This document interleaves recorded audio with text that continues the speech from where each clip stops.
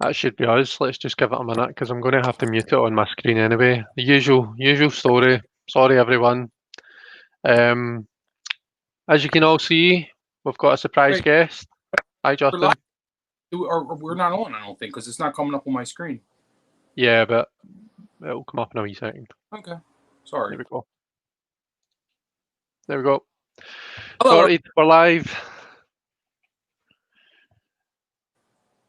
Have you gone quiet? Have you muted or something? Who, me? Oh, No, it's your show. I'm going to let you do the talk. oh! I thought we were having technical issues at the very get-go. Hello, everybody. We are live. Let's say a quick. Well, first of all, hi, Justin. How are you? I'm doing wonderful, Chris. I'm having a good day today. I Good. running a bit around, and I got some nice packages. A couple of really cool decks that I was waiting for. Yeah. So it's a little warm here, but other than that, I can't complain. How about you, my Yeah, friend? it's the opposite here. I'm cold. I'm freezing, to be honest. But I'm conscious that I'm always wearing the same hoodie when I'm live, and I don't want people to think that I've only got one top, that I've only got like one set of clothes that I wear all the time. So I thought I better just whack the heating on and wear a t-shirt for a change. So you've got me in my Pokemon t-shirt today.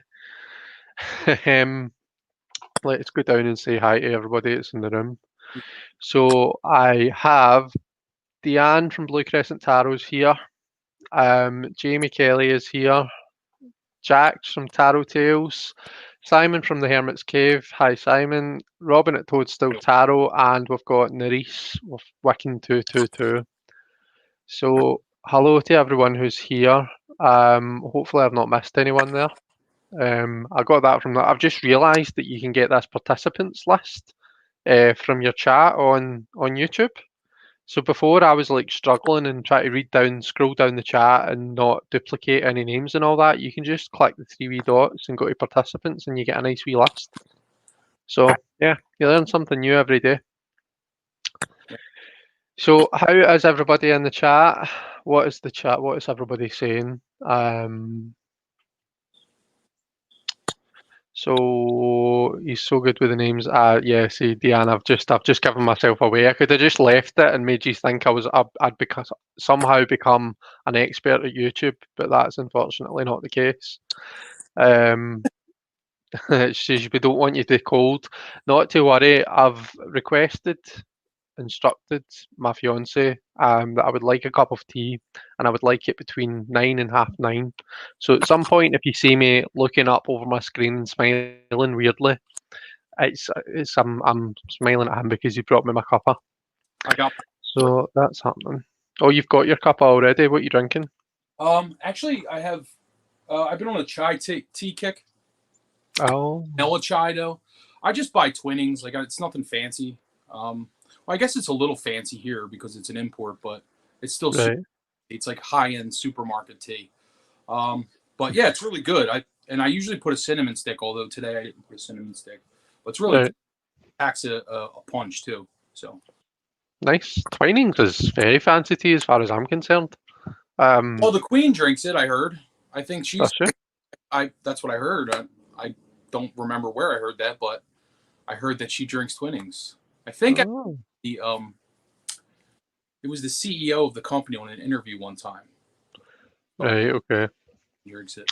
I think all of the companies that the royal family use, they get the kind of royal stamp on it or the coat of arms or something on it, don't they? Yeah, I'm going to move my chair up because I'm conscious that I'm really low down. There we are. That's a bit better. I'm tall again. Balance is restored. Yeah, I think they've all got the kind of royal coat of arms on the product or something. Yeah. Yeah, I get a kickback for that, though. You think? You know what I mean? Like if the you got sorry? she has to get like free tea or something because I mean it's great for sales. So they can't charge her, right? I mean, you would. I don't know. I Like mean, you would think that she's got enough money to pay for a couple of tea bags, you know? yeah, I'm sure she does. Yeah, I'm pretty sure she's well off that way. Aye. So we've got Mendy's in from the Artistry of Tarot. Good evening, Mendy.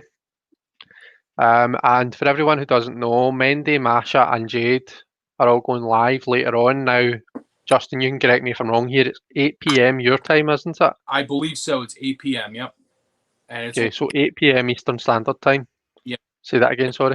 Well, the link is going to be, well, not everybody's going to be a member of the Barely Balanced Tarot group, but if anybody needs the link, just let us know and we'll get it to you.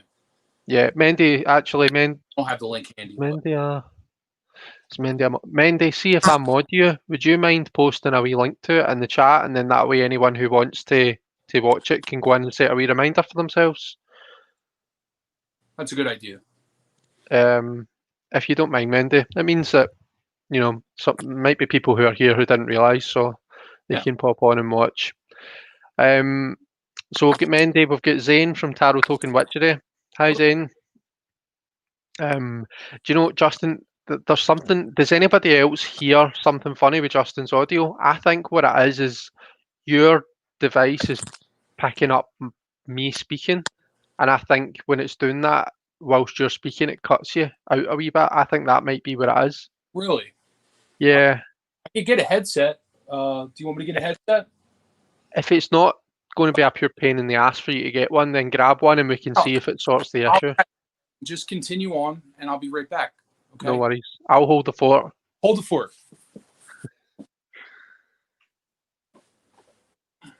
Brilliant.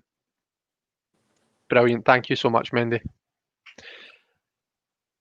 Cassie's just seen Justin's last vid. Hi, Cassie. Sorry, I don't think I said hello to you.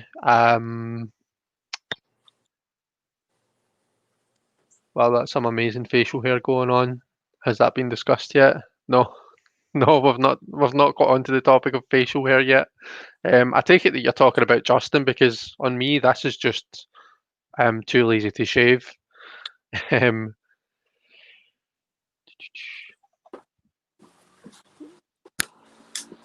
else have we got? I think that's comments. How's that? I think that's better. So now try and speak at the same time as me and see if I'm cutting you out. All right. Am I cutting you out? Hello. No.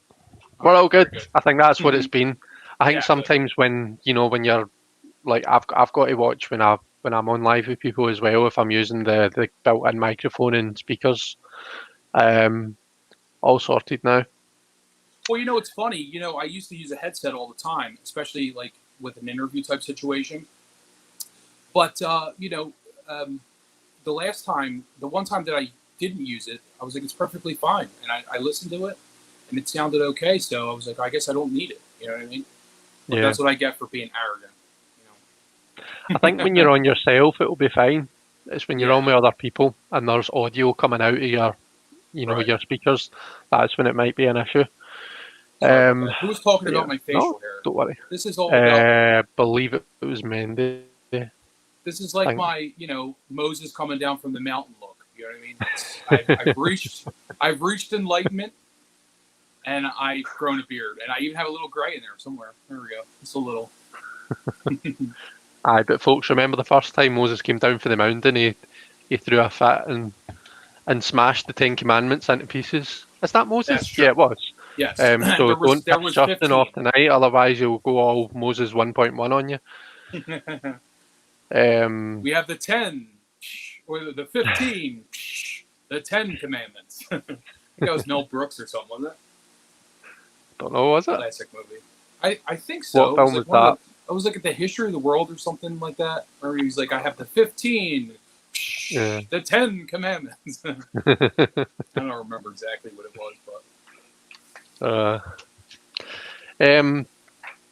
so I know I called this banter and card readings, but I don't really have terribly much to talk about. The only stuff I was going to talk about, a lot of you will know that I'm getting married.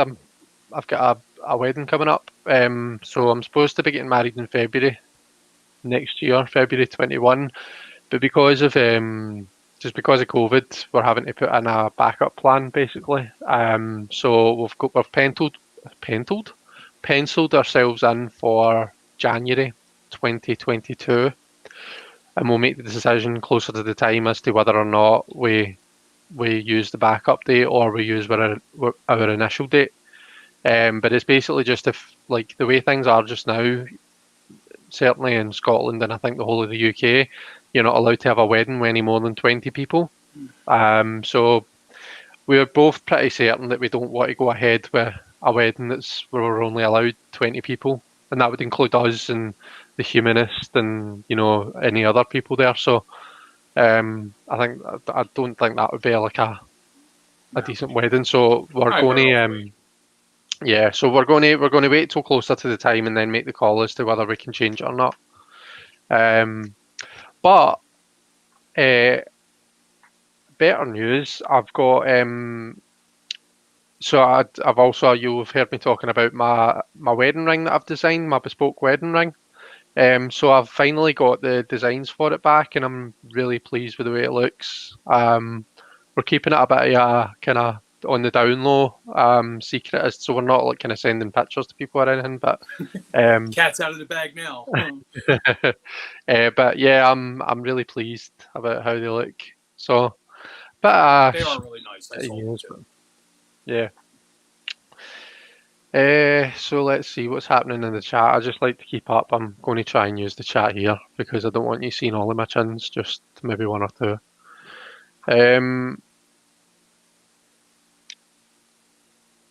Oh, so Mendy's loving your beard. She's highly impressive. Well, it's actually a lot of work, believe it or not. Like, I started to grow it, and I just was like, well, with a beard, you could just not shave and grow a beard, but as it gets longer, it gets harder and harder to maintain. So I actually have to blow dry it every day, and I put stuff in it. And ever since I started doing that, because I watch these YouTube videos with guys with big beards, like everybody's trying to look like a Viking. So they have there's this whole movement of men that have beards and they all about their beards. So they're grooming tips and stuff. So I learned a lot from watching that, and I'm going to see how long I can grow it without getting frustrated and cutting. But I'm liking it, and Steven likes it more importantly. So Steven always liked my beard. That's good. Yeah. If I shave it, if I shave it, he'll say something if I shave completely, he will not like it. I haven't not had a beard in not as long as this, but I haven't had a smooth shaving face for probably 15 years. Wow, really? Yeah. At least 10. That's pretty. I'm sorry, I cut you off. That's quite impressive. No, you didn't. You didn't cut me off at all. Okay, good. That's pretty impressive. I hate having a beard. I know I've got a bit of scruff just now, but that's just laziness. On me, I just find it irritating, so I do.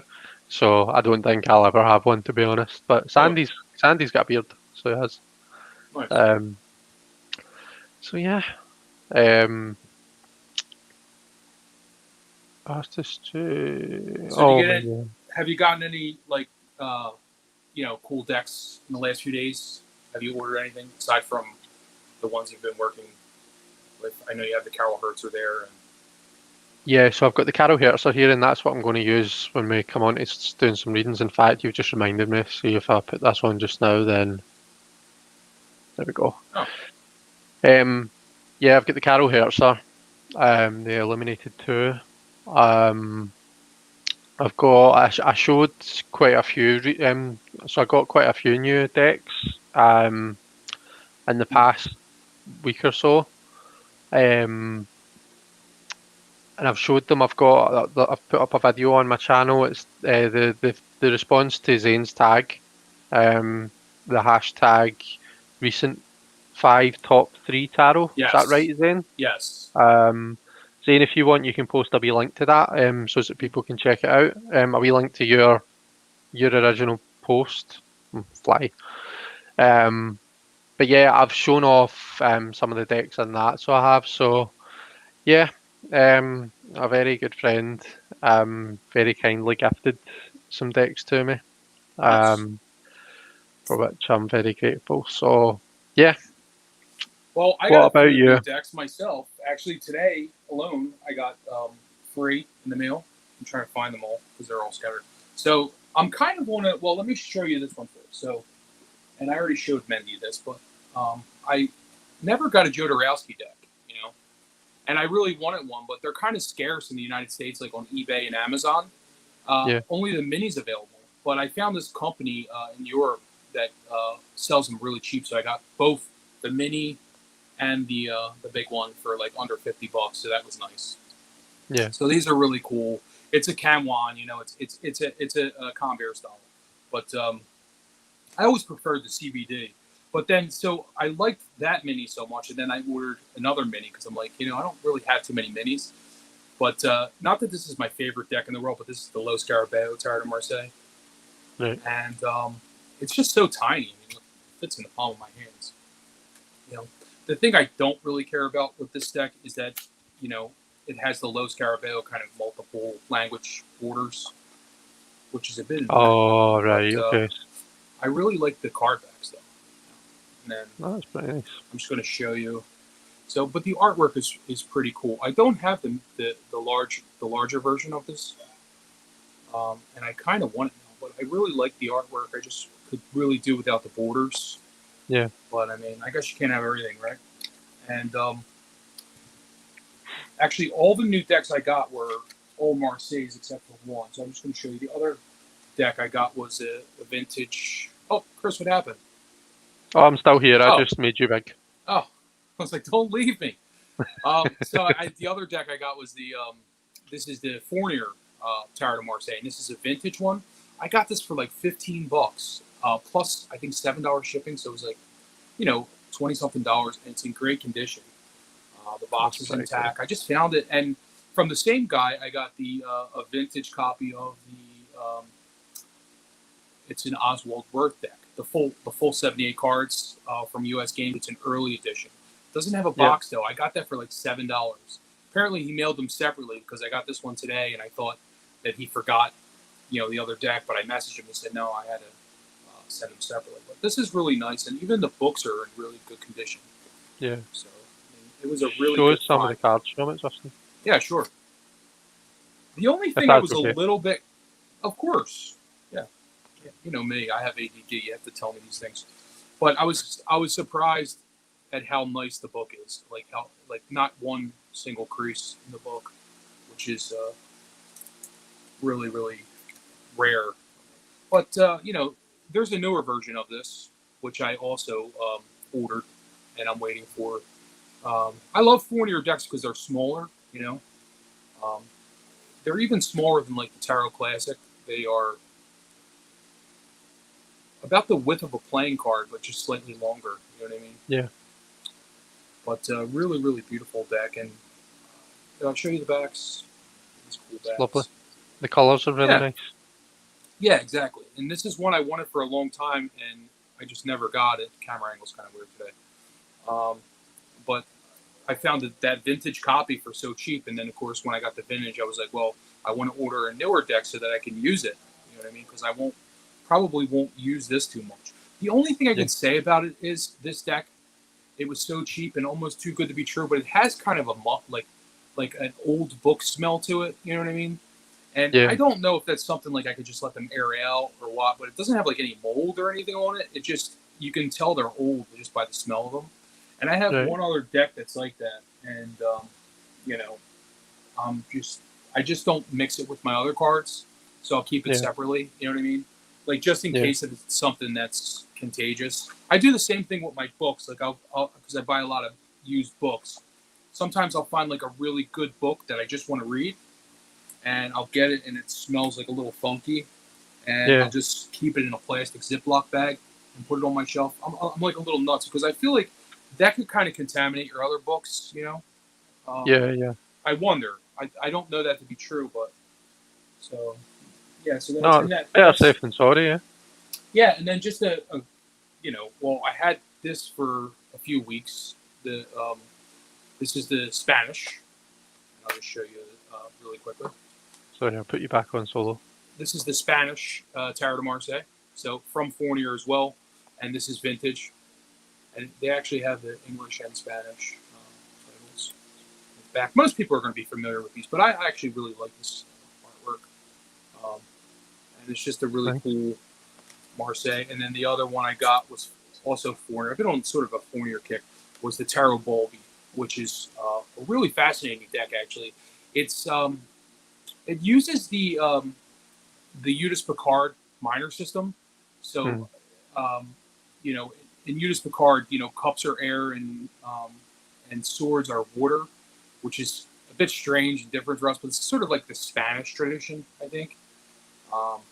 But this is one of the few decks that uses that system. So, and I don't think it's entirely that system, but this is a really cool vintage deck.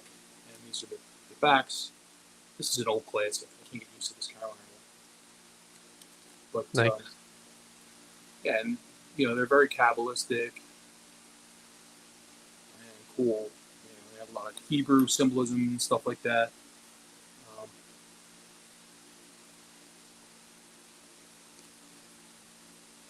That's pretty cool.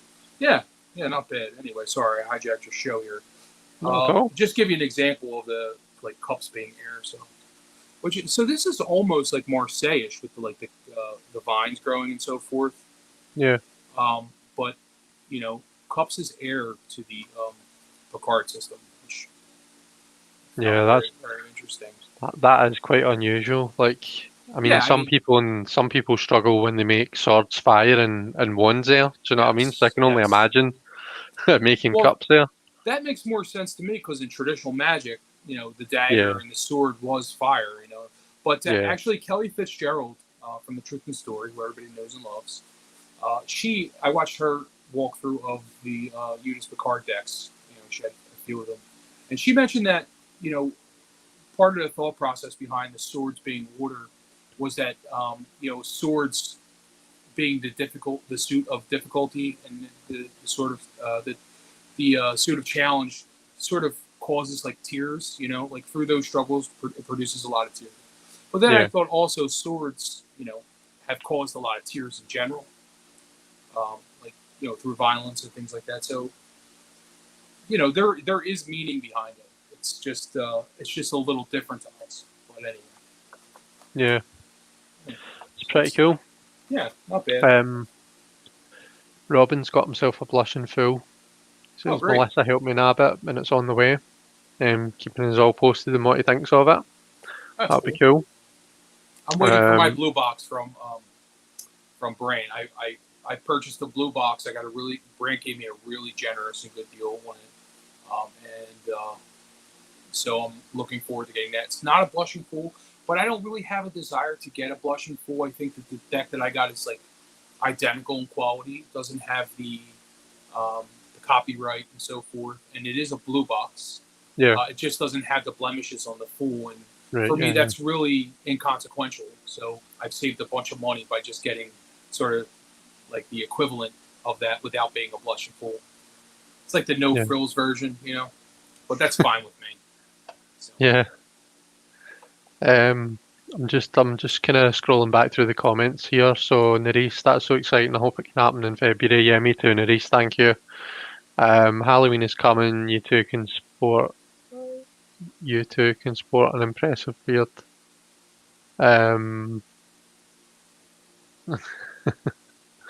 Mendy says, I don't think I can sport one, Robin, but I've never tried. Zane says, after I got out of the army in 2015, I decided never to have a clean-shaven face again. You suit your beard, Zane. You're another person that suits a beard. Zane, you were in the army? That's impressive. I didn't know that about you. Cool. Simon, you two have such good energy together. Chris and Justin, thank you, Simon. That's very nice of you to say. I just was reading that comment. Thank you, Simon. It's my brother from a Scottish mother right here. That's very true. Yeah. Cool. The only other thing I wanted to talk about, guys, was I just really wanted to fill you in, give you a quick update. You'll have heard me talking a couple of weeks ago when I was live about the idea for doing the kind of readings together. So I was having a think about the feedback that I got, and in particular the feedback about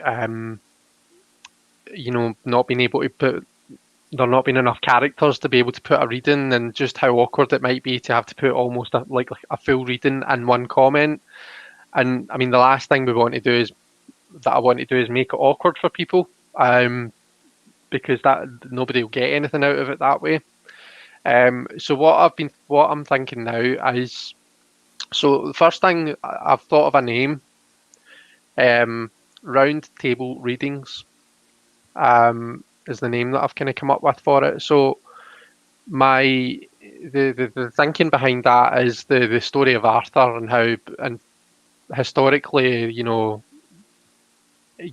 at the table was always a kind of a long rectangular shape, and at the head of the table would sit the king or whoever was highest up, and then, and I think this is still done in like kind of old-fashioned families, because I know that my friend's French family do this. Like, the dinner table is set to like whoever's head of the family sits at the head, and then it's in decreasing order of hierarchy almost. And that was always the way that the kind of the war tables were. And then Arthur introduced the round table. He had a group of kind of trusted knights, and as far as he was concerned, everybody was equal. So they all sat round this round table, and no one was at the head, no one was at the bottom. It was just everyone was kind of an equal standing. So, given that we're going to be changing up the usual structure a wee bit when we do these readings, rather than having like one reader and a reader and a querent, we're almost going to kind of introduce everyone into that kind of reader space and make everyone equal in that sense. So that's my thinking behind the round table idea. So, round table readings, that's the name I've come up with. It's got a nice ring to it, you know. I like it. Yeah, I'm quite happy with it. And as to the structure of it, so what I'm thinking is, whenever I do it, and we'll maybe start off on like a monthly basis, or just a kind of semi-periodic basis, have one person lined up to come live with me, almost as like my querent. So for example, if me and Justin were doing it now, Justin would come on ready with a question that we could read for, and I'll have the table cam. We'll do it. We'll maybe do like a Celtic cross, or it wouldn't just be a 3-card spread. Because we're just reading for one person, it would probably be a bigger spread, but we would do it one card at a time. So we would lay the first card, and everyone would have the chance to kind of say what they think about that card in that spread position pertaining to Justin's question. And we would just kind of go through it one card at a time. If people want to say, oh, what about these two cards together? I'm getting this from it, then obviously everybody's welcome to do that. So that's the plan at the moment, guys. And I think that will solve the, or at least it will go a long way to solving the kind of characters, the number of characters problem. And I think it might just feel a wee bit more structured and a wee bit less like what we're used to. So yeah, the only other thing to say then is, obviously, in order to make that work, I'm going to need to have people who are going to want to come on and be read for, and not just by me, by the community, by anyone who's in the live. So I'm basically interested in anyone who's interested in coming on and having your cards read by us all in that way, then please do get in touch and let me know. So elementalcartomancy@gmail.com is the email address. If you go on to my, just my main YouTube page, there should be a link, an email link up at the top, I think. I'm not sure if it's maybe just in desktop version, but there should be. But anyway, it's elementalcartomancy, all one word, @gmail.com.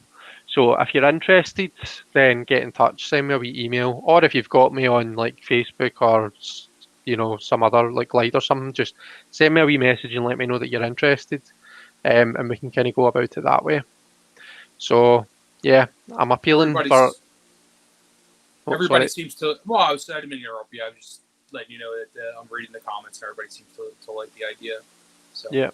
Now let me ask you: would you also open it up to readings later in the, like, maybe to other people, or would you just focus on the querent? Just curious. Well, at least initially, like we would focus on the querent, Right. or initially they would get their reading. Obviously, I don't know how long it's going to take. Yeah. It could potentially take the length of a full live. I'm expecting that it probably would, but it would really depend. I would imagine just that one kind of structure, and then I can still do my other lives where I'm doing live readings. Yeah. So that's the plan, guys. Let me know what you think. I think like All about anything else, art. you just have to Aye, try it. that's it. Try it and see what happens.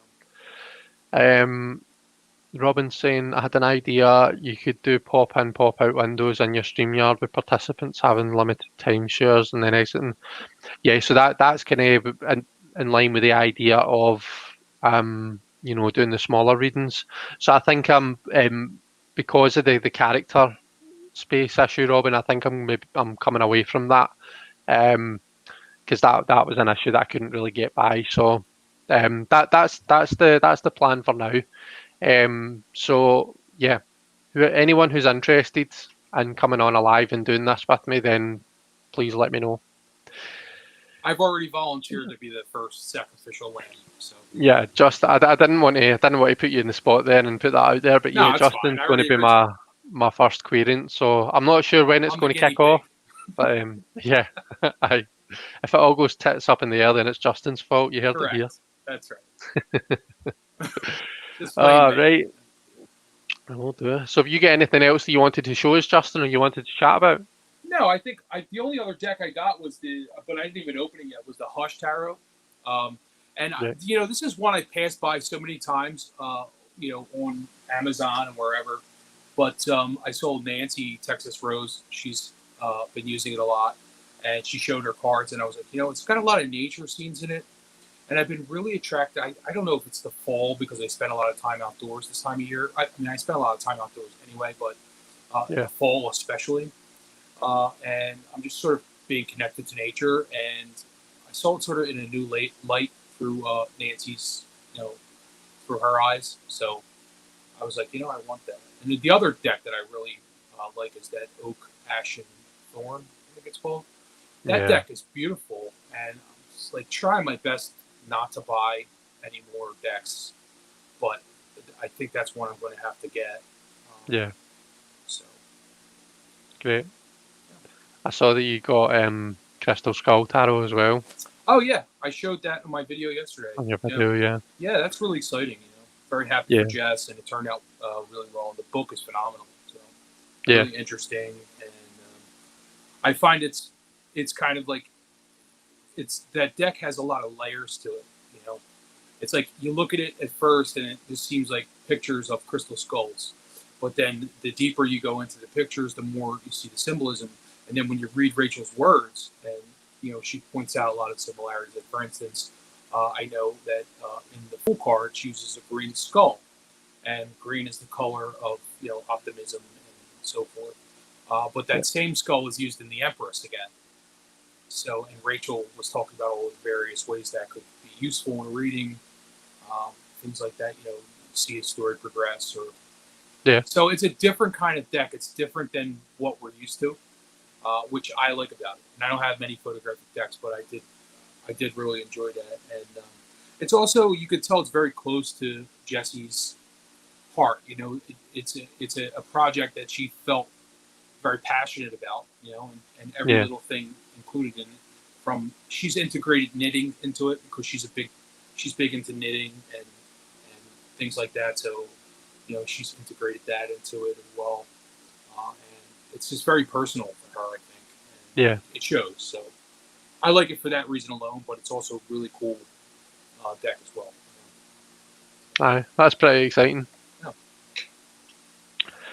Right, guys, so it's coming to that time where we're going to start doing readings. So it's the same script as always. If you can pop your questions in the chat in capital letters, just so that they stand out. In fact, I'll even go as far as to say capital letters and tag me if you can. Just so that it's kind of extra obvious. And I'll make a wee list here. I don't know if you can see, Justin, but on the side of the StreamYard, there's the private chat bit. So what I generally do is I'll copy the questions and paste them into the private chat, just so that we've got just a list of just the questions. Yeah, that's a good idea. So don't worry, guys. Me and Justin aren't sitting having a private wee conversation talking about you all. It's just the questions that I'm putting in there, nothing else. Sorry, I cut you off there. Oh no, today I actually have a chat in front of me, which is I pulled out my old iPhone because I'm like, I feel like I'm technically disabled or something, but I always have trouble finding the chat. So last time I had my tablet and the chats just wouldn't come up, and I suspect because it's Kindle, it doesn't have the program it runs for YouTube doesn't have like the chat capability, I guess. I don't know what I did. Either that or it was something stupid, like I wasn't signed in or something. So, but either way, I have my other iPhone today. So nice. What deck are you using? I have the White Tarot, which is it's a really cool deck. It's a Rider-Waite-Smith clone, and it has this really cool box with like a silvery kind of bluish, like glossy finish to it, and it's the same makers of the Medieval Europe Tarot. Right. The store is called Deluxe Cards. It's on Etsy. They have a few decks, but this was one I saw and I just really liked it. It's very Rider-Waite-Smith, but as you can see, looking at that Empress, he's not the typical. Like there's some different things about him. He has a longer beard. Yeah. And it's basically like a fresh interpretation of Rider-Waite-Smith. I just really like the color. The colors are very universal weight, like same similar energy. But I just thought it was a fun kind of quirky little retro deck. You know what I mean? Yeah. Do you know, Simon just asked, what does the mug say? Every time Simon says, what does the book say, when he's doing a walkthrough, I don't know if you've noticed, but he does it to the tune of that song, What Does the Fox Say? He goes, what does the book say? And Zane just said, and I heard it as well, Zane, he asked, what does the mug say? And I heard it to the tune of What Does the Fox Say as well. So it says, does this ring make me look engaged? I can't even remember who got me. I think this was an engagement present from my best friend. But it had just been the first mug that Sandy grabbed out the cupboard.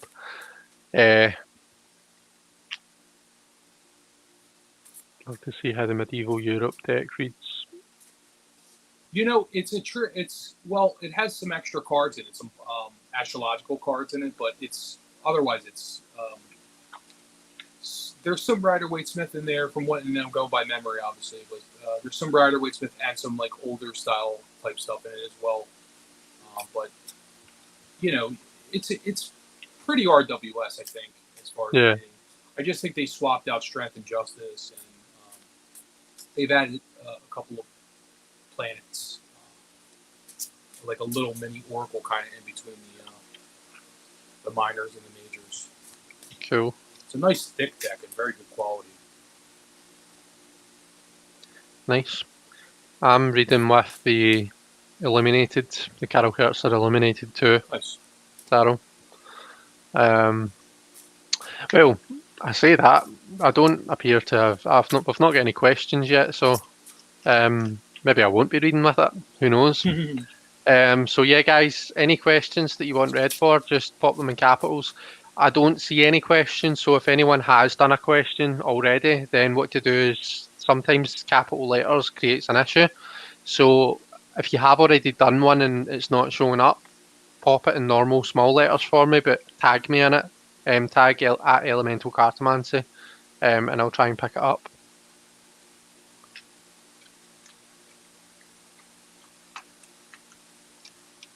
I'm reading back in the chats. I see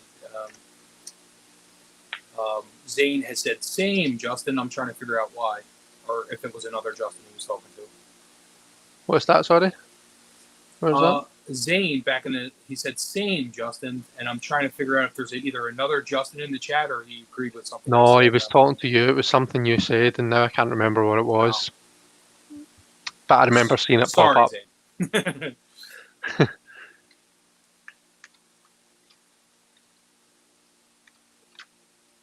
I think it might have been when you were talking about Crystal Skull Tarot. Oh, yeah. Yeah. Okay, cool. Yeah, that makes sense. So, Chris, did I show you the Starlight tarot? You know, you have the Illuminated while we're waiting for people to come up with questions. No, no, you've not. So this is the Starlight one. This is like sort of her other line of decks.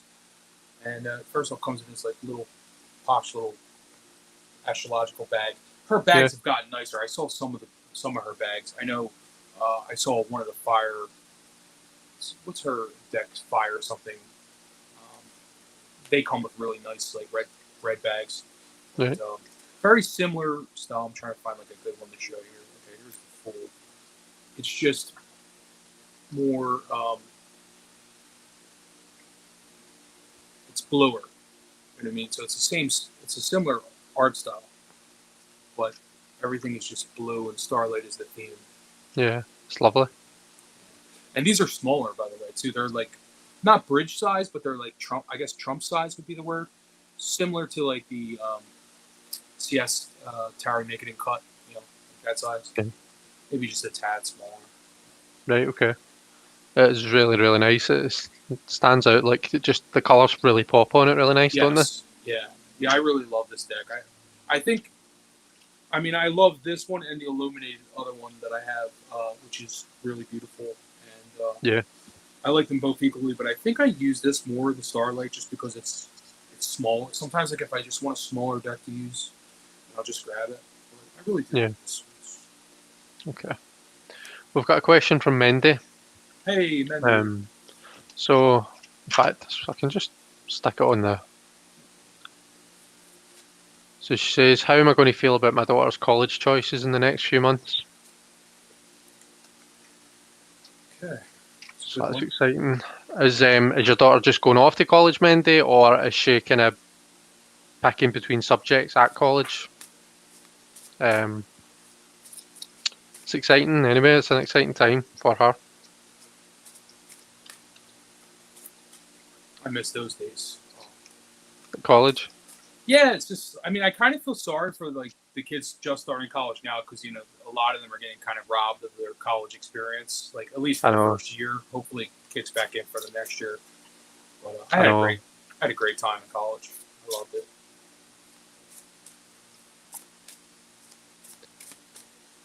It's actually two of them, and they're picking. Oh, sorry, daughters plural. So two of them, and they're picking colleges. They are seniors in high school, right? Okay. So how are we going to feel about their choices? Oh, I'm going to show you this one. This is pretty.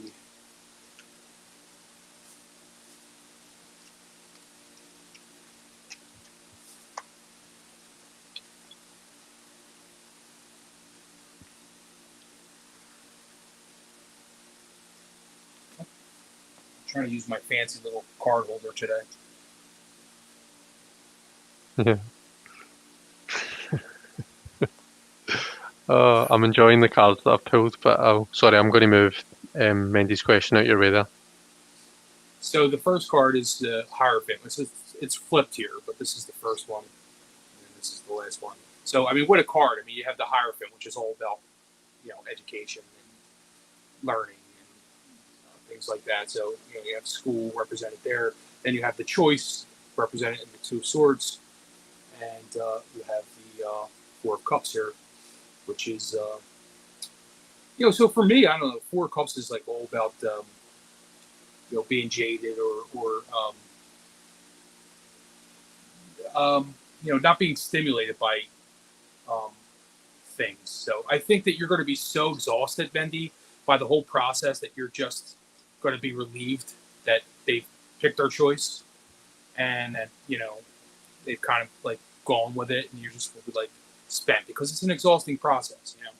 So that's the message I get from that.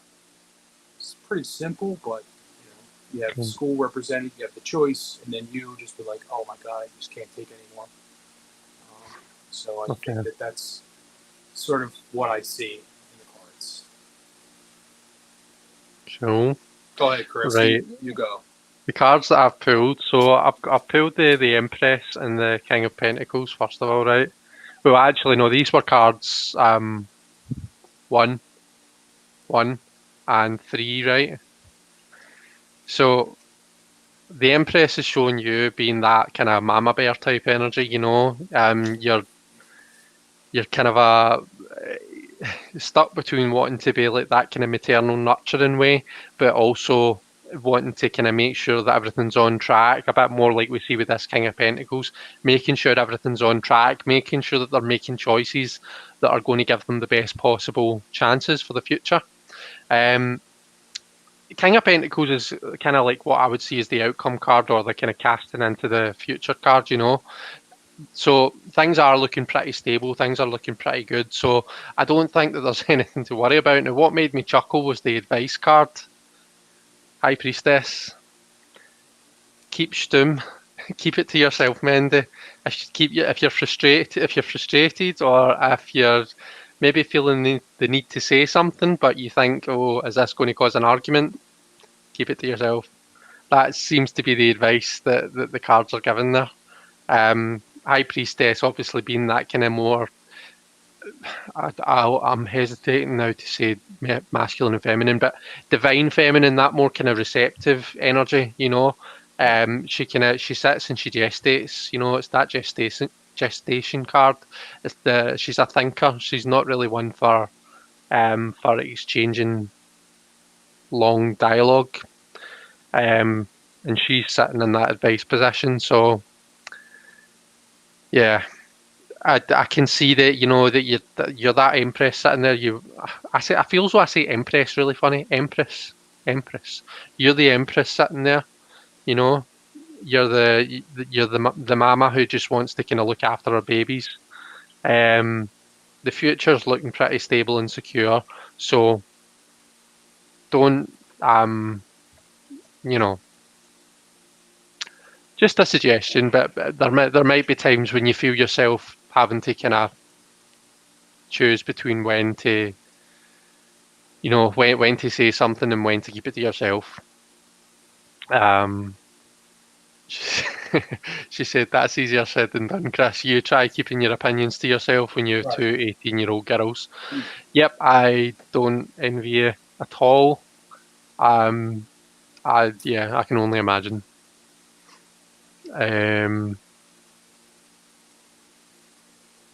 It's a tough age too. I mean, it's like, you know, I feel like you don't worry about boys as much as you worry about girls. You worry about girls a lot more.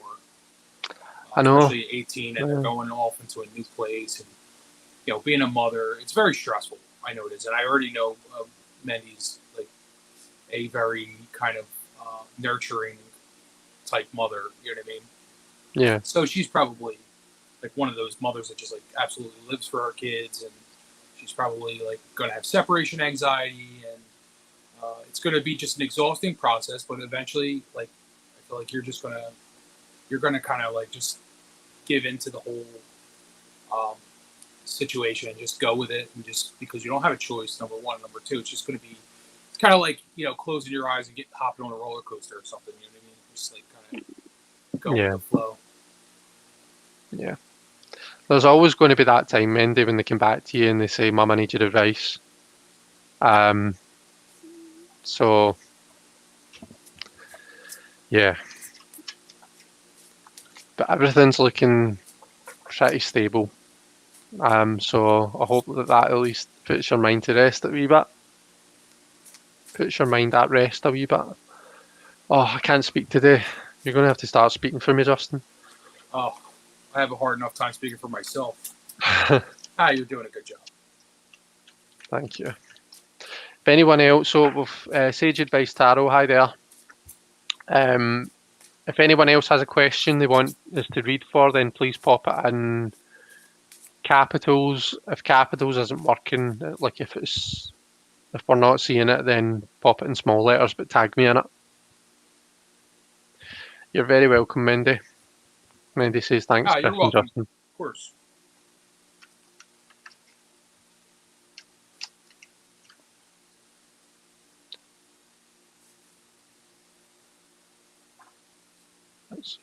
Oh no, I've seen that. Sorry, I'm getting distracted by the comments.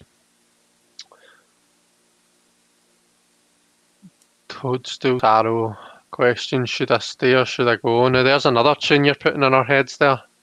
Should I stay or should I go now? Should I stay? Is that do you want that read for Robin, or are you just trying to give us an earworm there? Yeah. Do you mean like right now? Are we that bad, Robin? I know. Are we boring you? I'm learning. Okay. No, just kidding. All right. I'll just go with that. Because Yeah, let's go. sometimes it's Let's go. better not to know. Sometimes it's better not to know, like,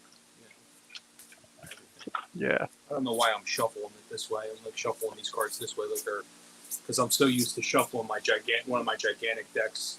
Oh right, yeah. But this deck is so thin, I can't help but want to riffle shuffle. And I'm not like a riffle shuffler, but for some reason, this deck it feels so good to riffle shuffle. Yeah, yeah. Oh, very nice. Yeah, they feel great. They're nice and matte. So I'm gave not Robin a nice riffle shuffle there. a nice riffle. I'm not the biggest riffler either, but I do like see if a deck's in order. See if you riffle shuffle it about 7 times, that usually randomizes it pretty well. Yes. So yeah, I riffle that way, but after that, normally I'll just stick to hand over hand. Yes. He says he's keeping it a bit big. Some decks you can't riffle shuffle though, like the thicker ones and all. But yeah, it's much more effective. It is. It's what I do a lot of times is I'll separate them. It's funny you said the number 7 because that's also how I do things. I'll break it into 7 piles, and then I'll randomly shuffle by hand each pile, and then I'll start integrating them each to each other, and that's how I will handle like when I first get a deck. But 7 is definitely it's a sacred number, and it's a great way to do it. So, yeah. and with that said, I'm going to draw 3 cards. Oops.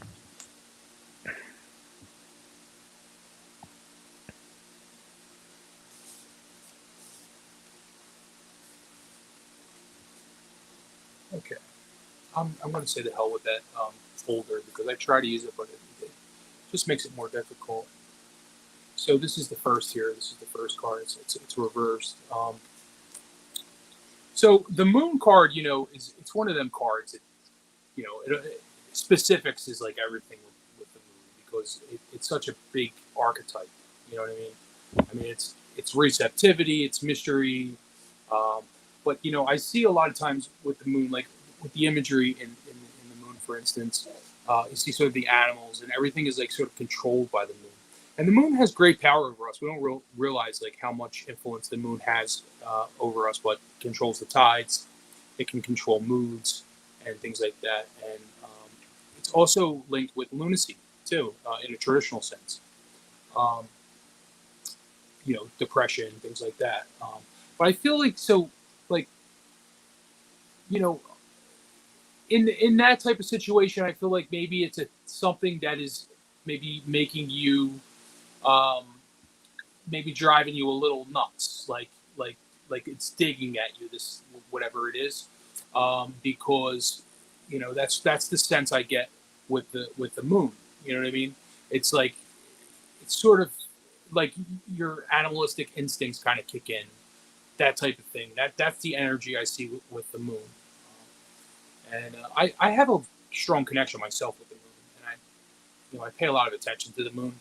I try to follow the moon phases and stuff, but it's a very powerful thing.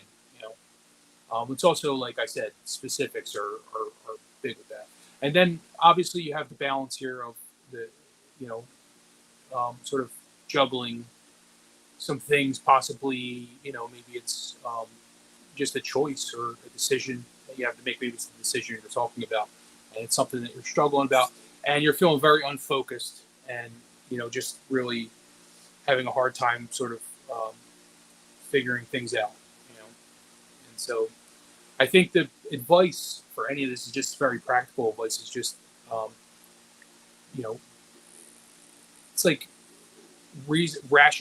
being rational and temperate. Like I was reading in Robert M. Place's book, I read that, and then I was reading about the Chariot card. He was talking about how we think of the I know that we don't have the Chariot card here, but this is what it's making me think of. The Chariot card, for him, you know, he had this nice, like, really beautiful vision, and he describes in this book. But he talks about how it made him think of Plato's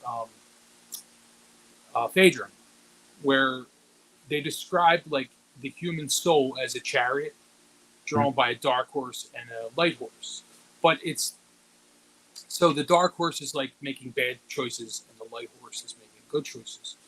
And I think that, or you could say the same thing with the Pythagorean Y or whatever. Like, it comes down to, like, relying on your listening to your higher self and paying attention to your, like, to your better self, I think would be the advice.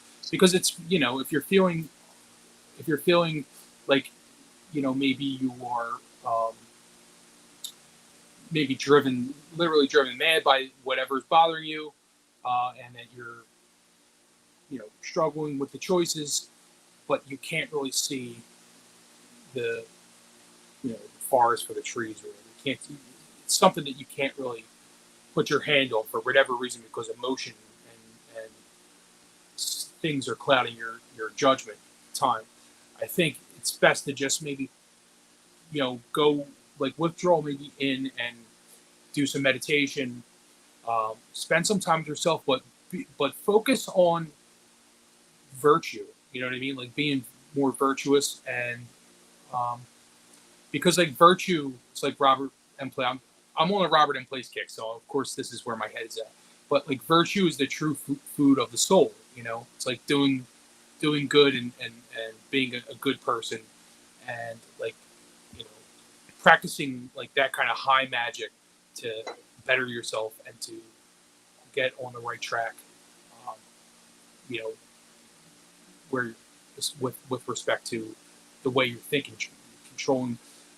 It's like thoughts, and another thing with thoughts, it's like a diet. You know, the thoughts that you think, just like putting bad food in your body, will make you go off in a certain direction. So I think it's pay attention to those little things. Be mindful of your thoughts. Spend some time, you know, meditating and thinking positive, and being just mindful. You know what I mean? And I think that, you know, that's the only true advice I can give you as far as the situation is as far as these cards. But I don't know, as far as the choice, as far as the question you asked, I don't really see an answer on the cards for that. As far as should you stay or should you, I think that's a decision that you will have to make on your own, and, you know, no one can tell you but yourself. So. Well, he says you're on point, Justin. So it's obviously he's been able to glean the answer from that. Robin, the cards that I've pulled for you. So for you, for your situation at the moment, I've got the Fool. Okay. You know, should I jump or should I not jump? Should I stay or should I go? So that's quite, you know, quite a good card to describe that question. You know, the Fool's at the edge of the cliff. He's kind of obviously, he wants to go ahead and jump, but the dog, which represents the people around about him, is kind of carries an aspect of warning. And really, ultimately, it's for the Fool to decide whether he goes ahead or whether he kind of turns around and finds a different way to do it. Excuse me, I just started coughing there. I started coughing when you started popping. When I started pulling the thing? Yeah, we're connected. That was weird, wasn't it? I think something. Chris feels it, man. We're connected. I'm telling you. He's my twin brother. Twin brother from a Ouija mother. That's right. Ouija means Glaswegian. Did you know that? What is it? So Ouija is a word for it's Glaswegian, which is a person from Glasgow. Oh, okay. So if you're from Glasgow, then you're Glaswegian, Nice. and shortened to Ouija. So sorry, anyway. No. Halfway through Robin's reading, I decided to go off on a tangent. Sorry, Robin. The advice card that I've got for you is the Strength card. So In fact, I'll keep holding that up at the camera because I want you to see this as much as I can see it, Robin, because it's your advice card. Strength, we can see it's been about physical strength, and don't get me wrong, there is a lot of physical strength in the strength card, but the real point of the card is knowing how to apply it, the wisdom of knowing how to apply your strength. That, at the end of the day, is what the message is. We don't swat a fly with a sledgehammer, we don't give someone the death penalty for dropping a bit of litter. The action has to be commensurate, or it needs to be proportionate to what's going on around about you. Now, when we talk about what's going on around about you, I found it quite interesting that Justin pulled both the Moon and the Seven of Cups, both of which to me are illusion cards. They speak quite highly of, you're maybe not seeing the situation as it is. You're maybe seeing it through, well, rose-tinted glasses means you're seeing it better than what it is, doesn't it? But not quite rose-tinted glasses, but somehow tinted glasses. So just be wary of that. And on the back of that, what I would say is don't make any rash decisions. Don't make any decisions right now. Maybe just give yourself some time to kind of, sometimes when you're thinking about something one day, and like I get it in work, like when I'm looking at a case, sometimes I'll just be staring at it for ages and thinking, I don't know what to do with this. See, once I've slept on it and the next day I come back and look at it again with a fresh set of eyes, it's almost like I'm a different person looking at it. And it's almost like my subconscious has been working on that case, like without me even realising it, without it being on my conscious mind. And when I'm back, it's ready to jump in with all this kind of great stuff. So I always think that it's wise when you're feeling on the edge of a cliff, it's always wise to just take your time. Don't force yourself into doing anything too quickly. For your future, you've got the Three of Cups, Robin. You've got 3 cups in your future. So that's a nice wee card, and it's a card of community and feeling happy with the people around about you. So should I stay or should I go? Like Justin, because of the way that the question's been. Robin's said you blew smoke into your window, and Chris started coughing. He's picked up on it as well. Yeah. Because of the question, and because you've kept it vague deliberately, I can't say yes or no. I can't say yeah or nay, just based on what I'm seeing. But what I do imagine is that you'll know what the message is in the cards for you. So yeah, I hope that helps. Robin says, you guys are amazing, or should I give credit to the cards? Probably the cards. Can it be us, Justin? Either the cards or my unconscious, because it's nothing having to do with my conscious mind, that's for sure. Right, we have another question. So we have a question from Sue C. So Sue is saying, will I continue benefiting from my job if I stay another year? Okay. Let's have a wee look and see.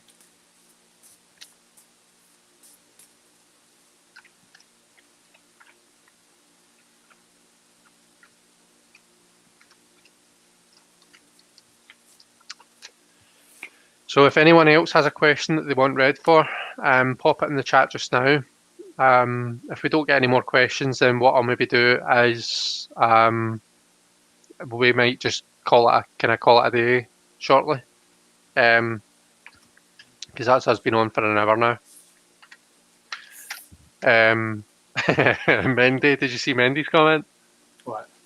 She said it's the beard. It is. It's definitely. I just got to get glasses, and then I'll be good. I get like nice little round glasses. Then I'll be ready to go and smoke a pipe. I just don't wear them because they reflect the screens back at me, and I think it must be shitty for you to look at. So, yeah. Of course you can, Luna.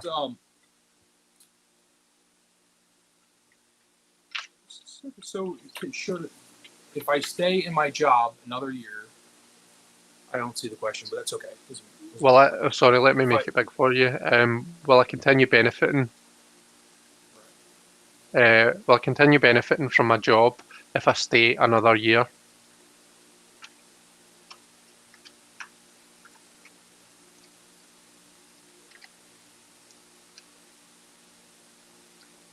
Have you, do I see a wee deck change there, Justin? Yeah, I pulled I wanted to do something with a Marseille. So, I have the Ace of Wands here. I have the Nine of Pentacles, and then I have the Strength card. But I'm just trying to sort of... I'm getting the sense that it's like time for you to move on. I feel like with the Nine of Pentacles, it's like you've done well. You've had some success, but I feel like it's maybe time to start something new. And and that's about the Strength card as well. It's sort of like a tapping more into something you're more passionate about, perhaps. Something like along those lines. It's sort of a tough question for me. So, but I haven't been reading like past, present, and future. I've sort of been reading the cards all together. It's just something I've been doing. I feel like it works better for me. I do use positions often, but a lot of times I just like to read the three cards together, especially with Marseille. Yeah, I never do past, present, future. My usual go-to is situation, advice, and outcome. Yeah. Sometimes I'll do situation, what to do and what not to do. You'll have seen me in my daily readings. I'll do strengths, weaknesses, and opportunities. Yeah, but I never do past, present, future. I don't know. I just don't feel as though it's all that helpful. So, sorry, were you finished there, Justin? Well, I just think that the Nine of Pentacles is more about like you've run. It's sort of run its course. You know what I mean? Like you've done well, but you're sort of bored. Otherwise you wouldn't even be thinking about getting another job. You know what I mean? And I just feel like maybe it's something that you need to tap into that that passion, of the Strength card, like that coming out moment kind of thing. You know what I mean? Where you need to maybe find something you're more passionate about. You know what I mean? But obviously, until you just make that decision, do your best and focus on your current job. But I tend to not give advice like, "Oh yes, leave this job," or this. But I feel like I'm getting the sense from you that it's time for a change. That's the sense I'm getting. Yeah. Let's see what Chris has to say. I have to agree with you based on the cards that I've pulled. So for your situation, I've got the Judgment card. So the Judgment is very much it's a time for decisions to be made. Traditionally, what we associate with judgment and where the idea of judgment comes from, it's at the end of the world. Is this, you'll know better than me, Justin? Is that St. Michael? Who's the hornblower? I think it's actually Gabriel, if I'm not mistaken. Gabriel? Because Gabriel's usually the messenger, but I'm not 100% sure with that. It could be Michael. It could be. Yeah, okay. So whoever it is, they blow the horn and basically the dead rise. And my understanding is that they're judged as to whether they go to heaven or go to hell. Yeah. An Egyptian, I think it's Anubis, it's the weighing of the souls. It depends what kind of what version of the story you're looking at, but in any way, it's a time for making decisions. It's a time for basically looking back, and being almost forgiving yourself for anything that's happened in the past. It's time to draw a line under that and move on from it. So this is what I'm leading on to. It's very much a card of change and of new beginnings. I like the kind of story of Plato's cave for this card, but I feel as though I'm saying that one all the time. So. But it's almost it's time to step out of that cave and almost start seeing things as they are and not just the shadows on the wall. I've pulled two other cards. I've got one for the situation if you stay, and I've got the third one is for the situation if you decide to change. Now, for the staying situation, I've got the Two of Pentacles. So, Two of Pentacles is someone who's coping, right? So I'm not going to tell you that everything's going to go to shit. It's not the tower. Everything isn't falling down around about you. The Two of Pentacles is very much coping, and he's got a fantastic hat on. But it is that kind of almost you feel the way you feel where you're trying to keep all the plates spinning at once. It's that kind of idea of you've bitten off more than you can chew. And the danger when you're in that Two of Pentacles zone is eventually you're going to have to make a decision. You're going to have to decide what one of those plates to let fall, you know, because when you're trying to do so many things at once, you can't really excel at any of them. You know, you're barely managing all the things that you're doing. Okay, you are managing them. Don't get me wrong, but you're just managing them. You're not able to really show who you are and show your abilities. And I mean, my guess is when someone's in this situation, unless you really thrive under pressure, and you don't really care that much for being recognised for the good work that you're doing, I would imagine that this isn't going to be a very happy place for you. So you're going to find yourself in that situation, and eventually you might have to choose between letting one of the plates fall in order to let you concentrate on the rest really well, or one of them falls without you choosing, and then everything goes to shit. Do you know what I mean? So sorry, I know I was speaking in analogies there, but I hope that you were able to keep up with that. The other card that I've got, the one for if you decide to kind of make a change, is the Three of Cups, which is a much happier card. It's a much happier place to be in. So we're talking about growth and growing connections between people. The cups for me are about connections, you know, connections with other people, connections with yourself, with your own unconscious. The cups are about all of that. So it speaks to happy times with the people around about you, because it's sort of those relationships, those connections with other people are growing. So I see you being a lot more kind of joyful and happy, and getting on a lot better kind of in yourself. If you decide to make a change, you might decide, actually, do you know what? I need that pressure to function. You know, some people do. Some people need to work under that high pressure. You know, in which case you might want to give consideration to giving it another year. But something's telling me in the back of my mind that you're going to be a lot happier if you maybe look for something different. But I'll leave the choice. As always, we'll leave the choice up to you. So, you know, it's funny because just give me 1 second because I have something else to say about that. Sure. I'm trying to share my link here. Hold on, I'm here. Okay, sharing my channel. Somebody asked for it. Okay. No, I pulled an additional card just like for some advice. You know what I mean? Because I felt like the cards I pulled weren't really making too much sense, and I just said I'm going to pull one card advice. And you have the Seven of Pentacles, and what I think of with the Seven of Pentacles, as far as advice is concerned, is like growth from stability kind of thing. Like, you have the structure of the Four, which is like stability, and then you have the Three, which represents growth. And so I think, a bit of advice for you in this current situation is to focus on, that structure and that success and sort of the discipline of your current job, and then grow from that. You know what I mean? And obviously pursue whatever things come along the way that benefit you, because that's a very logical choice, right? It's a choice that you will have to make, but you know not to take a job that's worse than your current job. And so in order for you to have to move forward, you're going to have to take something that is better and more beneficial than the current situation.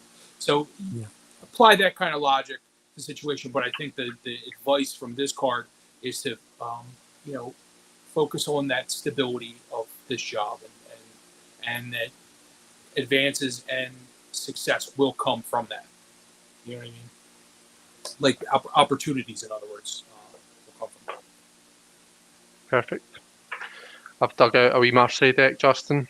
So Nice. Who wants to see me reading with a Marseille? This could go horribly wrong. Mandy will be proud. I think there's a bunch of people just popped in after Amber's live, so I'm going to just do a quick hello to everyone.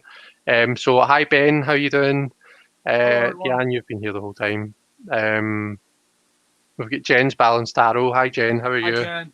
Jackie Jacaranda. Lisa Amber's here. Sorry, I know some of you guys will have been here a while, but I just wanted to go down the list and say hi. Knitting Brow, hi Knitting Brow. Red Bean B, hey, it's nice to see you. So I'm just looking at the participants list here, so I might be missing some people. Sue said, thank you, Justin and Elemental Cartomancy. You've both said what I've been thinking. Okie dokie. Right, we had a question from Luna. Let me just find that. A general reading she's looking for. So let me just pop that in the private chat. I like general readings. Yeah. Sometimes I'm going to go back to the Rider-Waite though. For the general. Sometimes with like yes or no type stuff. I like Marseille in a lot of different ways. They both have their uses for me. It's like Marseille sometimes is easier when you have like a yes or no question, or because it's very visual and there's a lot of benefits to both. Actually. But I feel like sometimes with like advice, Rider-Waite is good because it's very specific type advice. Like it's way more specific, I think, than Marseille. For me, everybody reads differently. But...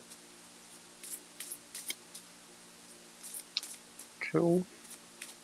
We did have another question there. I'm just finding what was it?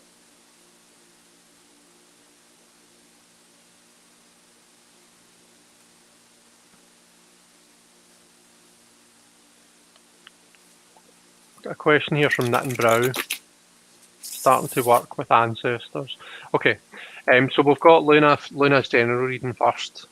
So have you got cards for that? Do you want to go first, Justin, or do you want me to go first? You probably go first because I'm just pulling them right now. So. Okay. Oh, I don't have cards yet. I still need to shuffle. Never mind. Oh, all right. Well, I just drew. So just give me a second. No worries. So general, right? Yep.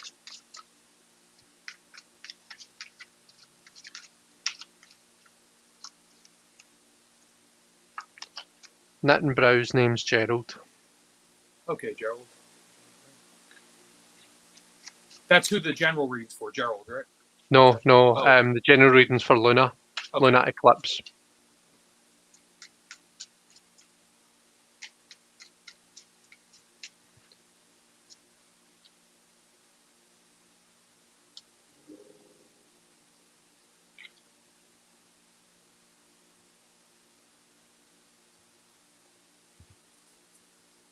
Okay. Am I going first or are you? Yeah, go ahead. You can go first because I want to think about this for a minute. Okay. Right. This might go horribly wrong because I'm now reading with a Marseille, and you all know that I don't really tend to generally read with Marseille decks. But I've got the Seven of Swords as your strength, so I'm going to do a strengths, weaknesses, and opportunities for you. I've still got Sue on the screen. Sorry. Hang on. Let's just correct that.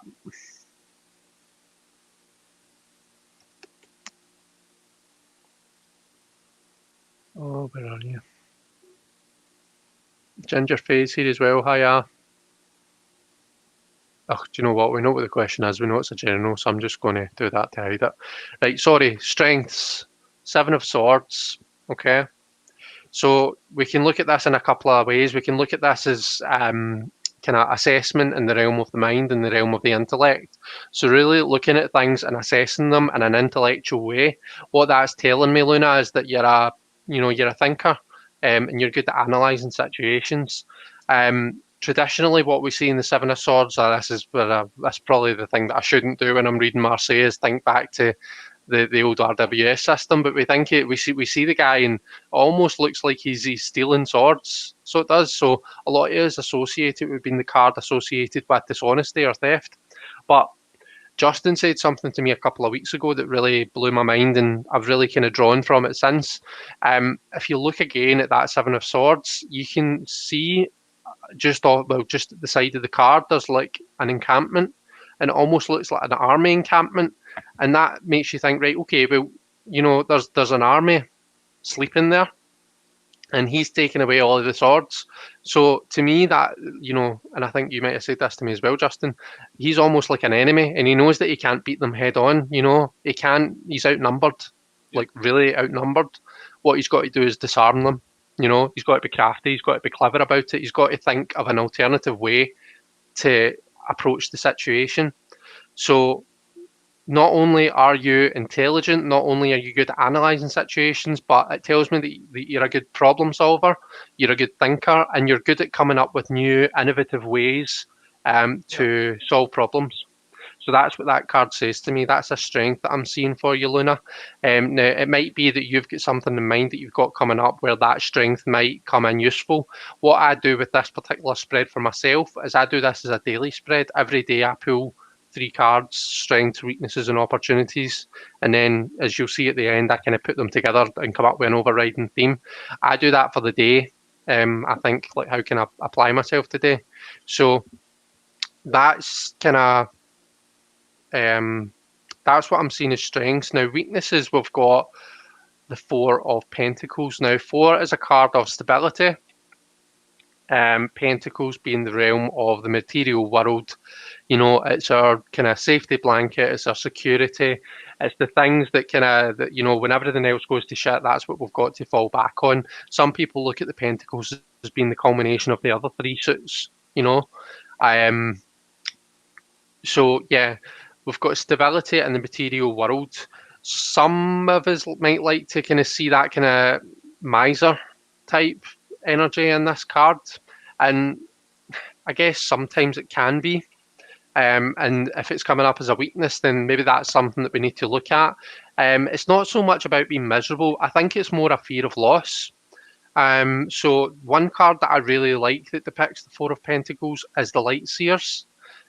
So it shows a woman holding her, she's kind of clutching her bag, which I think is meant to represent all of our kind of material riches. And you can see her looking behind her at what appears to be a village of poor people.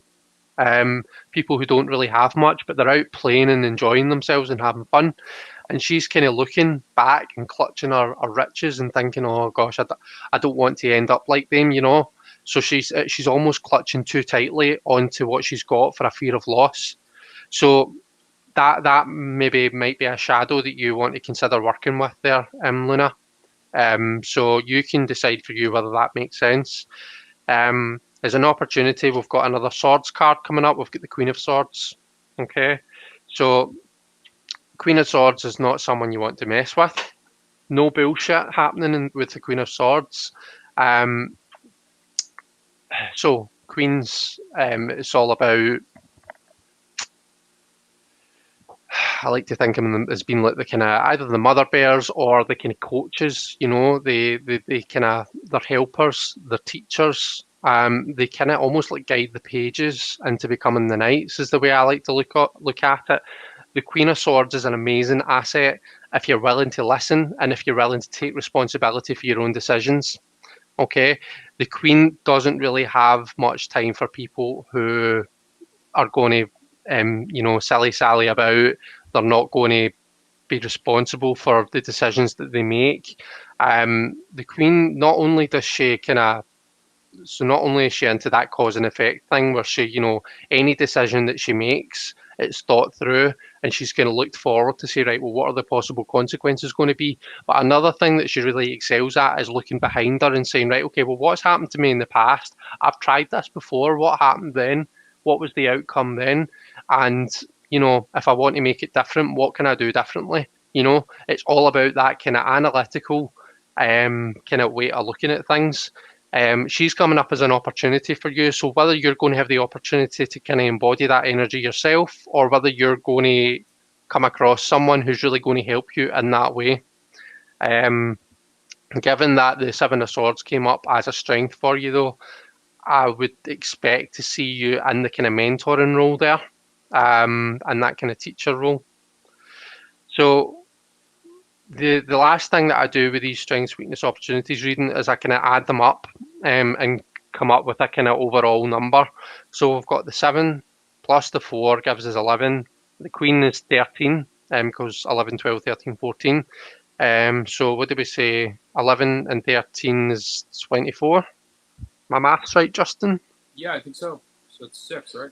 24, so we've got 6. Okay, so we've got 6, which major arcana, we're looking at the lovers. We're looking at connections with other people. We're looking at really thinking about what's important to you. The lovers, and especially in, you know, a Marseille deck, it's about making a choice. you've got the choice between doing what's expected of you, which is, the kind of things that you've come to realize is what's expected of you through your journey, Empress, Emperor, that kind of mother, that father, and the Hierophant being that kind of teacher energy. They all put expectations on you. And with those expectations, you kind of start to gather a sense of what you feel they want you to do or what you should be doing. But then on the other side of the Lover's card, you've got, so that's generally tends to be like the kind of brunette woman who represents that sensible choice that you're expected to make. On the other side, though, you've got the blonde who represents like kind of what your heart truly desires, and a bit of the kind of the rebellious choice. So you've got that kind of decision between those two things. Now, why we're getting that when we're in the context of your reading, I'm not really sure, but I'm hoping that means something to you, Luna. So yeah, that's what I've got. We've got some other lovely people popping in. We've got Elle's popped in. Hi Elle, how are you? It's nice to see you. I hope you're doing okay. Ginger Faye, I think I said hello to Ginger Faye. Just very quickly trying to kind of scroll up the list.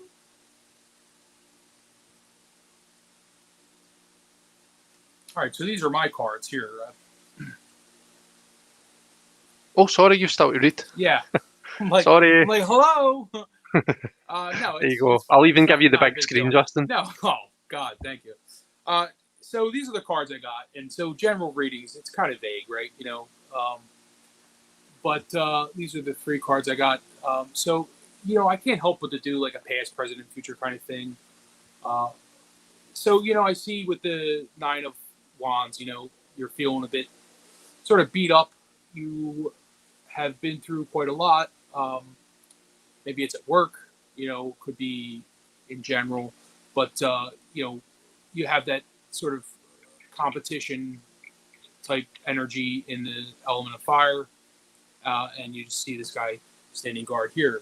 But the way I was looking at the cards, I was kind of thinking it's pretty simple. But, it's like you see the guy, he's like beat up. He's not looking at, the Ace of Pentacles, but you have the Knight sort of rushing towards it.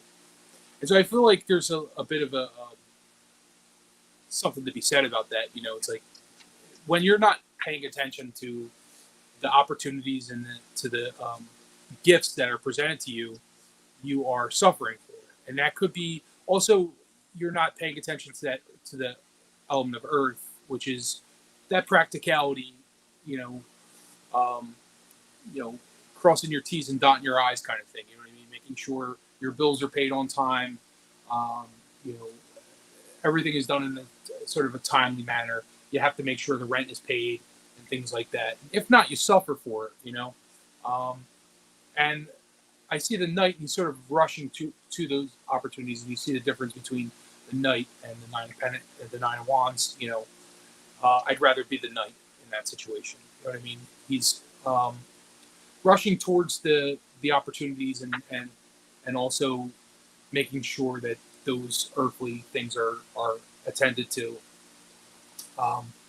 And he's going to benefit from that. So I think that the advice in that is that you should absolutely seize the opportunities that you get. It's very practical advice, but with the general reading, I think it's sort of the best I'm going to be able to do. Pay attention to those good things that are going to happen, and make the best of those opportunities, like the Knight would. But just be careful with the fire energy, because too much fire energy it can be really good to be passionate and to rush towards those things, but you need structure. And I think it's a nice balance between earth and fire there. You know what I mean? It's like you have to pay attention to fire does much better when it's contained and not out of control. So like fire is sort of responsible for like everything in a sense. Technology and our evolution as human beings has heavily depended on containing fire, literal fire. You know what I mean? And when it's not, if you just look at what's happening in California and what happens with fire, when it's not contained, it's destructive. So I think make sure you're paying attention to in summation, pay attention to those new opportunities that are going to be presented to you. Don't let them pass you by, because it'll set you back, and make sure you make the best of whatever you can. So I think that's all I can say about that. I can draw another card for advice here. You're more than welcome to, but don't feel like you have to. Oh, I got the 9 of Cups, so it's another 9. That's kind of a tough one, though. 9 of Cups for advice. I don't know. What do you think about the 9 of Cups, Chris, as an advice card? So some people look at it as a wish card, but I look at it as it's a card of appreciating the community around about you. It's that kind of fulfillment energy, and given that it's cups, it's in the the realm of the relationships that you've got with people, be that friends or family or partners, whatever it is. So I think it's really kind of a time to appreciate the people around about you, and like kind of nodding back to the kind of the 6 energy that I was talking about, the kind of lovers energy. Really kind of appreciating those connections and spending time on them. That's what I see anyway. What do you see the 9s as being about? Because you've got a couple of 9s there. Yeah, I do actually. 9 is a sort of a tricky number for me. It's mostly about attainment. I think it's about like completion and fulfillment. Yep. Of the suit.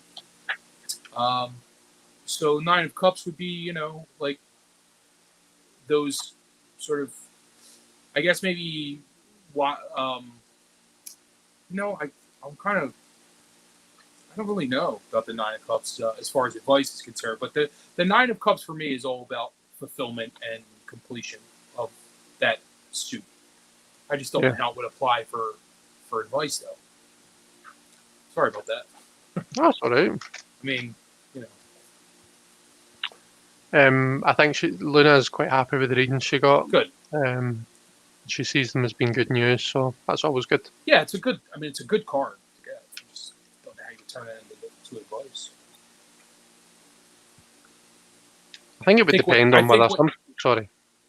No, I was just going to say, I think what you said was pretty accurate. It made a lot of sense. So. Okay.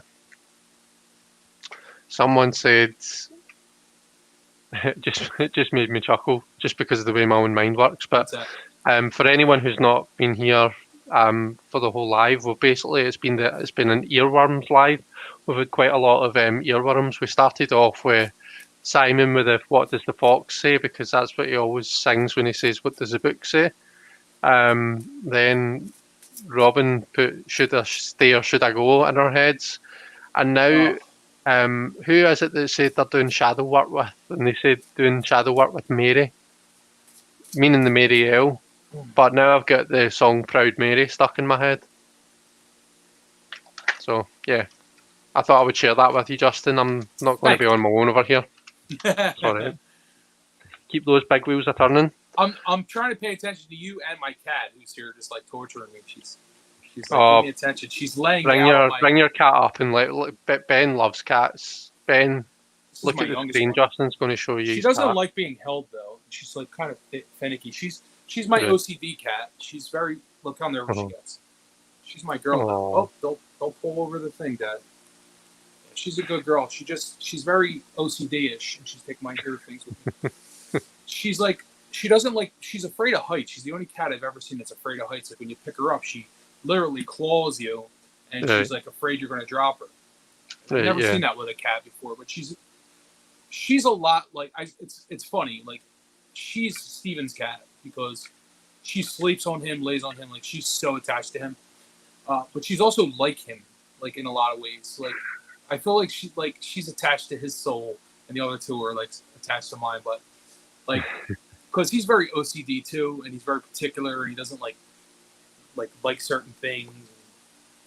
She's totally his cat. Like it's just funny how that works. But that's energy for you, right? She's very cute. Your other cats are lovely too. If they happen by, you can show us them. Yeah, they're around somewhere. She's the oldest one's just sleeping. She's all she does is eat and sleep, but she's very loving. And then the middle cat, she's insane. She's a long-haired tuxedo cat. She's got beautiful long fur, and she's just a trip. I mean, she talks to you. Like if you ask her something, she will answer you. Crazy. Right. She's very vocal cat. Like Jen's cat. I've seen Jen's cat. Jen's cat. Yeah, Jen's got that cat's very vocal. You know, that cat's like wow, like crying for Jen in the back. She reminds me of my cat. She's very much the same way. Justin, just when you were holding up your cat there, guess who popped into the chat? Who's that? Jesse. Jesse Driscoll? Yeah, Jesse's hello, Jesse. popped in. Hi, Jesse. How are you? Hi, Jesse. We were talking about Crystal Skull Tarot earlier on, Jesse. I've lost the ability to speak, apparently. But Me Crystal too. Skull Tarot. Right, we've got someone else what I'm reading here. Gerald. I'm starting to work with ancestors. Sorry. What suggestions do the cards have? Thank you. Was that the question, Chris? Was it what suggestions do the cards have?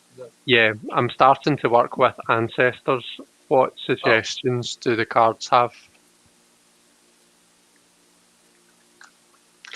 I think I'm going to pull a situation card. I do this card and I don't do this card. Because I feel as though when we're starting something new, you know, in a ritualistic way or spiritually, we kind of need some advice on what to concentrate on and what maybe to kind of steer away from, at least at first. So hopefully that will help.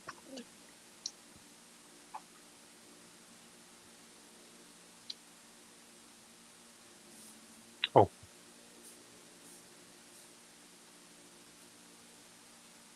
Actually, I have an ancestral oracle somewhere close by. I'm trying to remember where it is, but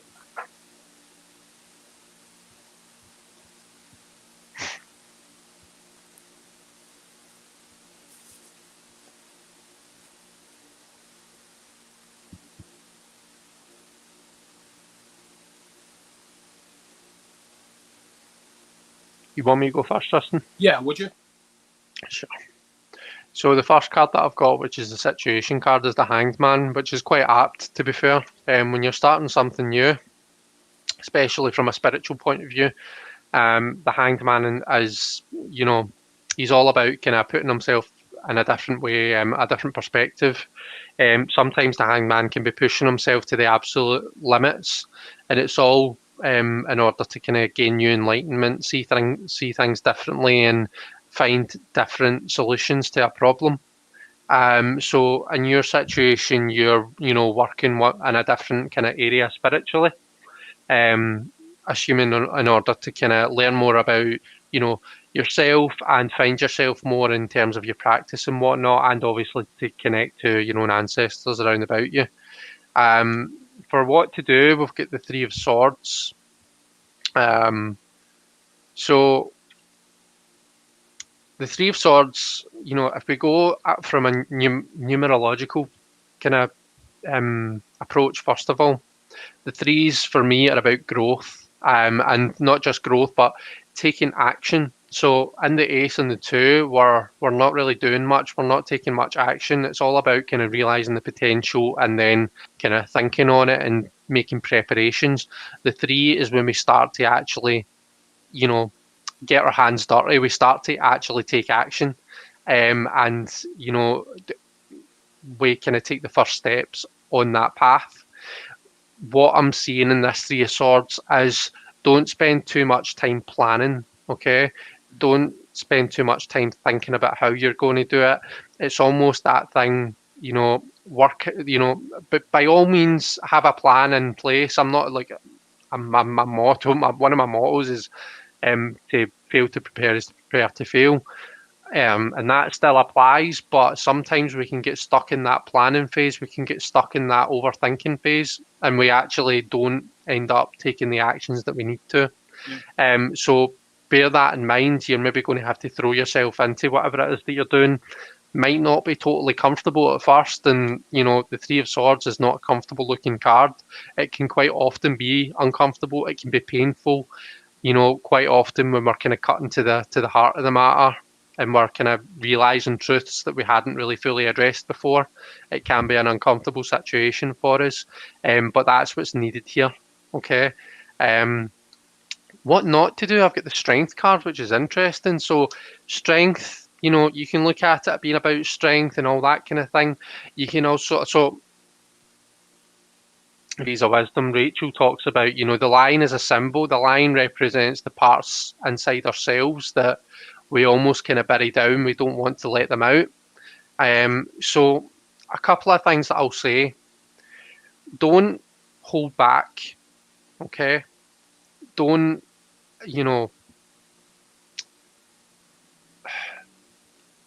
so sometimes when we try something new and maybe go down, when we start off on a new path, we what's the word? We curtail ourselves. Okay, we stop ourselves from doing a lot of it, and we really cut off our own creativity and our own kind of creative juices a lot of the time by kind of it's that wee voice that comes into your head saying, oh, that's no good, or that's not going to work, or that's a lot of rubbish. That's not how it's been done before. That's not how other people do it. That's not how you're supposed to do it. These wee voices that come into your head, and they ultimately can really kind of hold you back. So don't let that happen. Don't be scared to kind of let that lion out, and really kind of don't be scared to fail, because failure is how we learn at the end of the day. You're going to get things wrong. You're going to fuck up. You're going to spend 5 days doing something and then realize it was all a lot of shite. That's kind of a natural process when we're kind of going into something new. So just don't be scared to make mistakes. Don't be scared to fuck up, because in the long run, you learn so much more when you just kind of let yourself go. So yeah, that's what I see there. What have you got, Justin? I think I have to agree with you with, well, let me show you what I got first. So I have the full Six of Swords and the Hermit. So I don't really know too much about like working with ancestors, but I feel like that's like the right approach. It's like kind of just sort of going for it. And, the Hermit card is like the card for me, because it's like you see the Six of Swords kind of like going towards the Hermit. I feel like with something like ancestry work, it's all about sort of it's all within you. It's all part of the unconscious and the collective unconscious. I feel like it's just all about tapping into that. And it's like I just read recently that like now they think that you can actually that memories can be passed like genetically, like you can inherit like memories. So I think that like we work with our ancestors every day in a sense. You know what I mean? It's like you're getting like you are a product of your ancestors. And so I think there's really no way you can really screw that up. I think it's just more or less about, I mean, this is just, my opinion, of course, but I feel like that with the Hermit card, you have like that sort of meditation and finding like different ways to, tap into that unconscious information, that vault of knowledge that is your unconscious. I think let your unconscious be your guide in the situation is what I would say. But Robert M. Place, in his book I'm reading now, he talks about how he did what Carl Jung called active imagination, which is you sort of step into a picture. So, like you take the Hermit, for instance, and you look at the Hermit, you picture the Hermit as a door, and you sort of make yourself comfortable, and you sit there, and then you step into the doorway. And this is how Carl Jung actually wrote the Red Book. He wrote the entire book by doing this, what's called active imagination, where you just sort of sit back and you just let your unconscious, and it takes a lot of practice to do this. And I've been experimenting it with myself. and especially since I'm reading Robert's book. And what he does is, you step into the picture and then you engage with whatever archetype you're seeking. You know what I mean? And just let your unconscious do the work and just kind of go with it. Like, do not control it with your logical mind, your ego, but just try and let your unconscious lead the way. But he tells a story in his book that he got up to, he did this with every card. He was on the Wheel of Fortune, and he got up at like dawn, and he saw that he'd positioned these two wooden carvings like by a window, and it was the day of the summer solstice. It just happened to be the day of the summer solstice. The sun rose up exactly dead center between the two carvings. So he unconsciously created like his own Stonehenge in his apartment. And he believes that this was the unconscious mind doing this. And I really believe that, because I think that we inherit like knowledge and things from our ancestors. You know what I mean? So I would say with the Hermit card especially, like, and the Six of Swords sort of moving towards the Hermit, I would just say pay attention to the unconscious. That would be how I would engage my ancestors. Sorry, there was a whole lot of talking, but I did have a point there at the end. No, that's fine. I don't think you ramble on as much as I do. I don't think that's even possible, so don't worry about it. It'll be nice for the people that come onto my channel to hear someone else rambling rather than me for a change. It sounds nice when you ramble, though, because you have that nice Scottish accent. You know? That's my saving grace, by the way. Hey guys, I think that's everyone who had a question. So if there was anyone who had a question who we've not covered, please let me know now.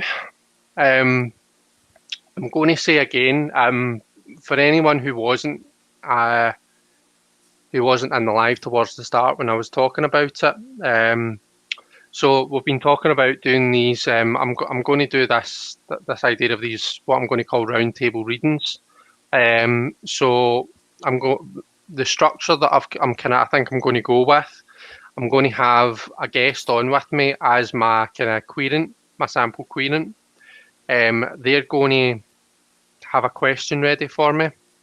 And we're going to go through a spread with them, maybe like a Celtic Cross, a bigger spread, and not just a 3-card spread.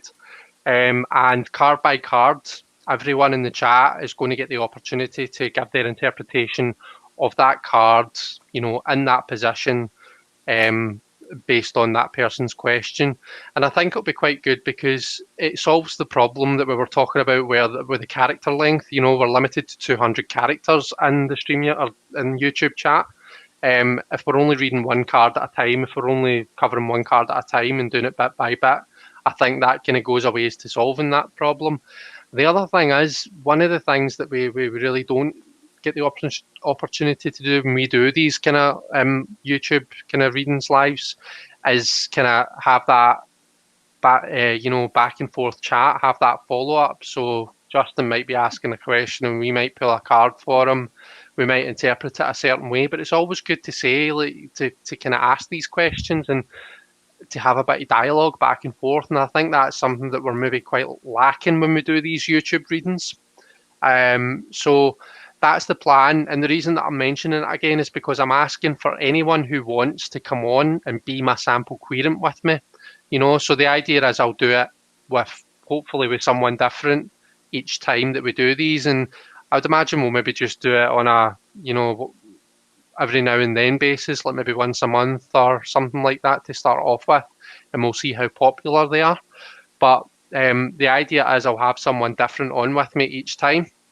So I'm asking for anyone who's interested, please let me know, because I would love to have, a range of different people on with me each time round that we do it. So you can connect with me on social media. If you've got me on Facebook, send me a wee message there. If you've got me on Glide, my email is just the channel name. So it's elementalcartomancy@gmail.com. So send me a wee email and let me know if you would be interested in coming on live with me and being a sample querent for me. And yeah, we'll take it from there. So I just wanted to mention that again. We've got the lovely Masha in the chat. Hi, Masha. How are you? Masha's awake. Yep. What time is it? Like probably like 8 a.m. there, huh? I was going to ask, yeah. So whereabouts is Masha, and what is the time zone like? She's in Australia, I know that, or New Zealand, one of the two. I think it's Australia. But what time is it where you are, Masha? What time is it right now?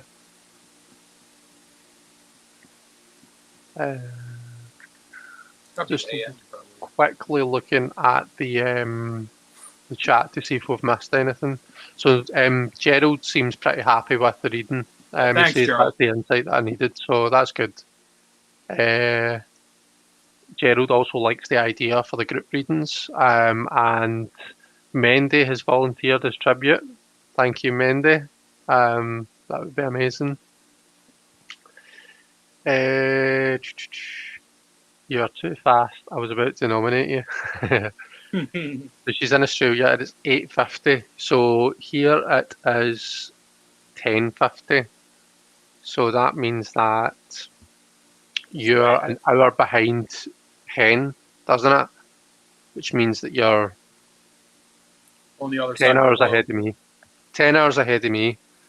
They're literally on the other side of the world. Like, yeah. About it, I mean, it's insane. Yep. Right, cool. I'll remember that then, Masha, and I'll maybe start being a wee bit more considerate about when I'm sending you messages on Facebook chat. Right, guys. I think that pretty much concludes proceedings for the day. Justin, have you got any closing thoughts or anything that you wanted to mention? No, that's it. Thanks, everyone. This was fun, and can't wait to do it again sometime. Good stuff. Thanks for tuning in. Before we break off, actually, what I want to do. Oh no, I don't think I'm going to get the chance because my internet's been a bit crap. But you posted a link to your channel earlier on, didn't you? Yes, I did, and I could do another one.